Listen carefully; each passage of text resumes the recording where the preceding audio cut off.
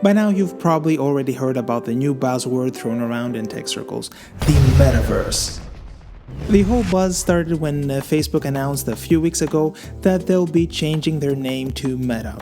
It sure caught everyone by surprise, but it's worth noting that Facebook was already working on products and services around this field. Reality Labs, Facebook's division working on AR and VR projects, already has 10,000 employees, with a plan to hire 10,000 more in the coming months. So, let's see what all the fuss is about.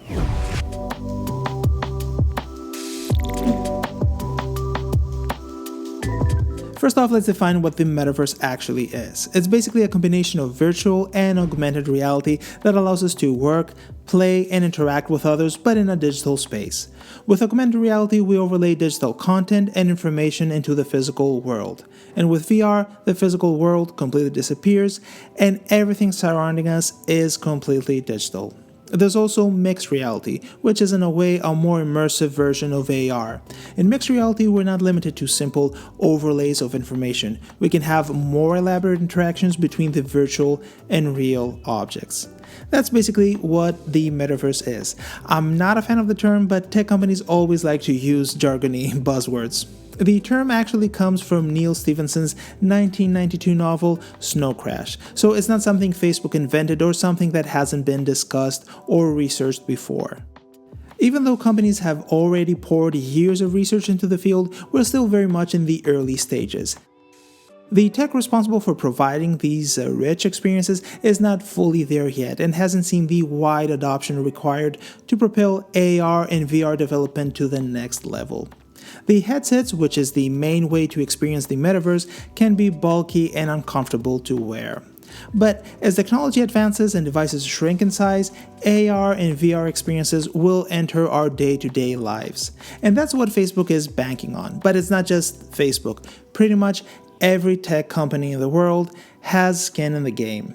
Google, Microsoft, Apple, Magic Leap, they're all working on devices or software implementations for VR and AR.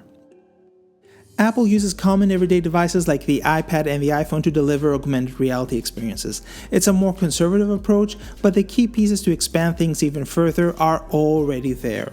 Apple's AR implementation is deeply integrated into the OS. Anyone with an iPhone or an iPad can download an application that uses AR. They've also created the ARKit framework and the USDZ 3D format, the two key ingredients for developers and content creators to deliver AR experiences.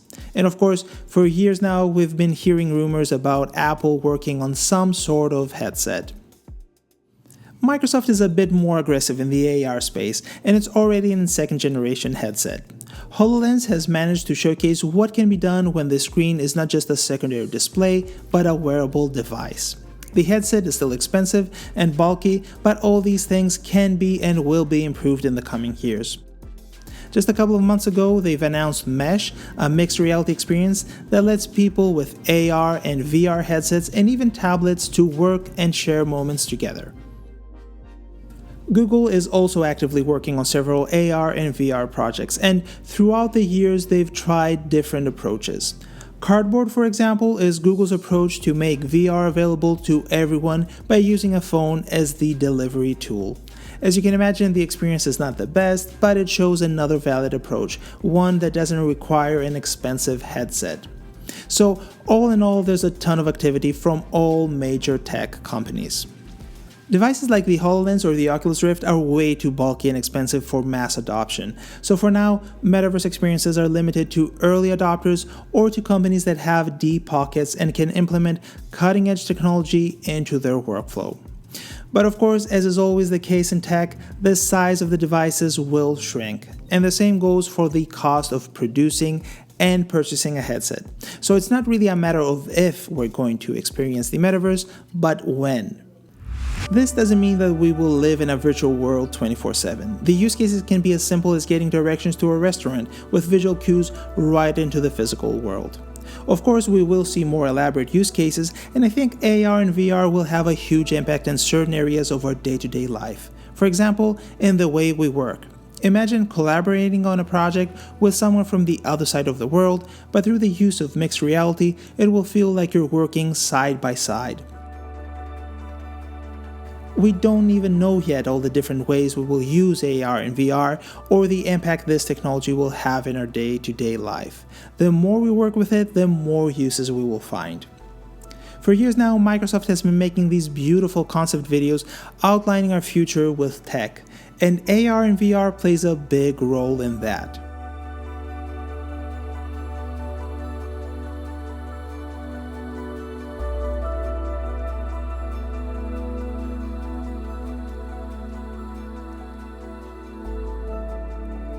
Facebook's vision of the future overlaps with Microsoft's and most other companies experimenting in the field. The problem with Facebook's Metaverse doesn't have to do with what's being presented. The company does showcase some really nice examples and also seems to get the basics right.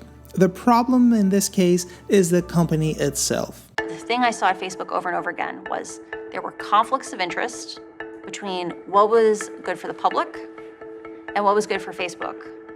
And Facebook over and over again chose to optimize for its own interests, like making more money. Just a couple of weeks ago, the Wall Street Journal, in a series of reports based on leaked internal Facebook documents, exposed some serious issues with the way Facebook and its products operate. Here's a quick rundown. Facebook has a two-tier justice system with celebrities and politicians being protected from the network's enforcement systems.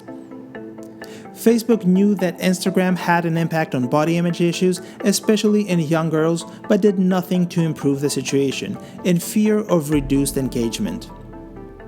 Facebook is also aware that their network is being used for things like human trafficking and forced labor, but has done little to change the situation. And last but not least, the adjustments in Facebook's algorithm that were meant to boost engagement and increase time on the site ended up promoting divisive and sensational content and misinformation. Despite employees ringing the alarm bell, the leadership of the company chose to not make any changes. I would definitely encourage you to go through Wall Street Journal's podcasts and articles. I'll have them in the description below. Their research highlights everything that is wrong with Facebook and showcases Facebook's priorities: company over country. A motto Zuckerberg himself used several times in company meetings, something that Facebook denied, but it's been corroborated by many employees. As you can see, as exciting as the Metaverse might be, it can also be an extremely scary place, especially when the companies involved in this space prioritize their interests over our own. I do believe we will see amazing things in AR and VR, and what Facebook calls the Metaverse will be as revolutionary as the internet. But when it comes to Facebook, I cannot help but be skeptical. No matter how sleek Zuckerberg's presentation might be, we must not forget that it's coming from a company that has showcased time and time again complete disregard in the common good. So, if we're not being careful, we could very easily end up in a dystopian future. And I definitely don't want us to end up like the humans in WALL-E, moving around in chairs and permanently connected to VR. Or like in Ready Player One, where VR is just an escape from reality. The examples are way too many to mention. But I don't think we'll come to that. I'm sure there will be bumps along the way, but overall I remain optimistic. I think we do understand how bad things can turn out, so I think everyone, companies included, will exercise some caution. At least, I hope so. On the positive side, the Metaverse will also bring a whole lot of business opportunities. If it's going to be as huge as people guess, whole businesses will exist in this digital space. And if this virtual world is going to be any interesting, it will need some serious dressing up. Every single element will have to be built from scratch, whether that is a table that will decorate someone's virtual house or graph elements for a 3D PowerPoint presentation.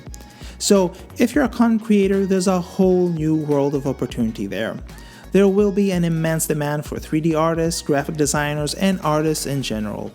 People will always want to have a custom object or avatar, something that will make them stand out and be different than everyone else. We've already seen a small example of that with artists offering avatars for the Metaverse when buying their NFTs. The way I see it, there's going to be a whole new industry based on asset creation for the Metaverse, so if you have the know-how, your abilities will be indispensable. And going back to NFTs, I think they will play a huge role in the metaverse.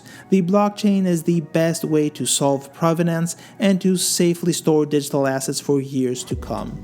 And if companies are smart enough to enable crosstalk between their metaverse implementations, the blockchain will be the perfect tool to ensure that the assets you bought can be transferred through. So, what should we make of the metaverse? I think we're going to experience some amazing stuff in this new AR and VR world. But things can also turn sour really fast, so we need to be careful of what we implement and how we implement it. But that's just my opinion. How do you feel? Are you scared or feeling excited? Let me know in the comments below. I'm really curious to see what others think. And that's it for this video. Take care, and I'll see you on the next one.